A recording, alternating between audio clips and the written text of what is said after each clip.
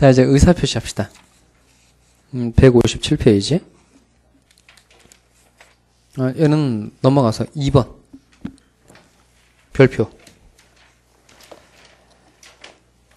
자, 갑은 그의 X토지를 내심의 의사와는 달리 을에게 기부하고 을 앞으로 이전 등기를 마쳤다. 사례 문제가 나오면 이제 제일 먼저 해야 될 건 그림이에요. 그림. 자, 그러면 갑이 가지고 있는 목적물이 뭐죠?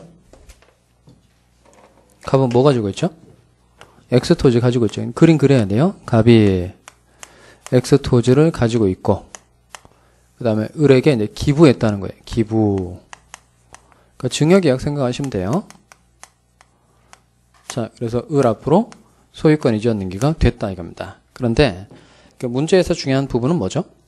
내심의 의사와는 달리예요. 내심의 의사와는 달리. 자, 그러면 여기서 알 수 있는 건 갑은 실제로는 을에게 소유권을 이전해 줄 의사가 있다는 거예요? 없다는 거예요? 없다는 거죠. 의사는 없는데 기부를 했으니까 뭐는 있는 거죠? 표시는 있는 거예요. 그럼 의사와 표시가 일치한다, 불일치한다? 불일치하죠. 그럼 불일치를 갑이 알아요, 몰라요? 그러니까 내심의 의사와는 달리 을에게 줬다 그랬으니까 불일치하다는 걸 알고 줬다는 거죠. 그럼 의사와 표시가 불일치하는 것을 표의자가 아는 경우 이게 뭐예요?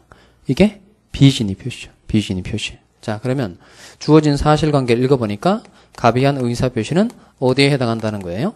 비진이 표시에 해당한다는 겁니다. 그러니까 이런 걸 할 줄 알아야 돼요. 주어진 사실관계를 읽어보고 의사 있나 없나, 표시 있나 없나, 일치하나 불일치하나 하나하나 따져서 갑이 아나 모르나 다 해서 어떤 의사표시인지를 알아야 돼요. 그 다음에 여러분 머릿속에 기억하고 있어야 되는 내용은 뭐죠? 조문이에요. 비진이 표시에 관해서 규정하고 있는 조문이 몇 조죠?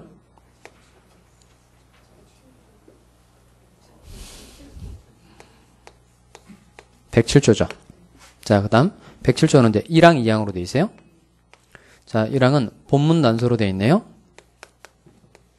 그래서 수업 시간에 그렇게 조문을 외우게 시키죠, 제가. 본문 내용, 의사 표시는 표의자가 진이 아님을 알고 한 것이라도 그 효력이 있다. 이 말은 원칙적으로 유효, 무효, 유효. 그 다음 단서, 언제 무효가 되죠? 상대방이 무엇을 알았거나 알 수 있어야 돼요. 표의자의 그 다음 진이 아님을 언제? 알았거나 알 수 있었을 경우에는 뭐로 한다? 무효로 한다. 자, 그 다음 이항 전항의 의사표시의 무효는 즉 무효로서 누구에게 대항하지 못한다. 제3자는 큰일 나죠. 누구에게 대항하지 못한다?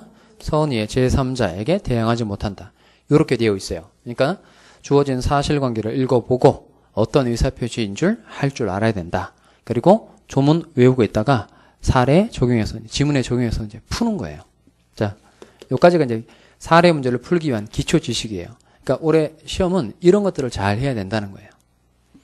사례가 나오면 그림 그려서 논점을 발견해내고 필요한 기본 지식을 잘 쌓는 거. 이게 되면 책 많이 안 읽어보고도 시험에 합격한다. 이 말입니다. 제 얘기는.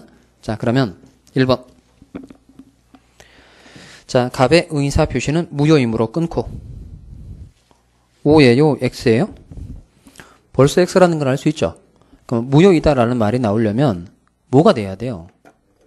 무효다라는 말이 되려면 이게 돼야 되는 거죠. 상대방, 을이 알았거나 알 수 있어야 하므로 이 말이 나와야 되죠. 그럼 비진이 표시는 원칙적으로 뭐 한 거예요? 유효한 거예요. 그럼 1번만 앞부분만 읽어보도 뒤에 뭐 읽어볼 필요도 있어요? 없어요? 없죠. 그냥 틀린 거예요, 이건. 그러니까 시험장에서 이렇게 판단해야 된다는 겁니다.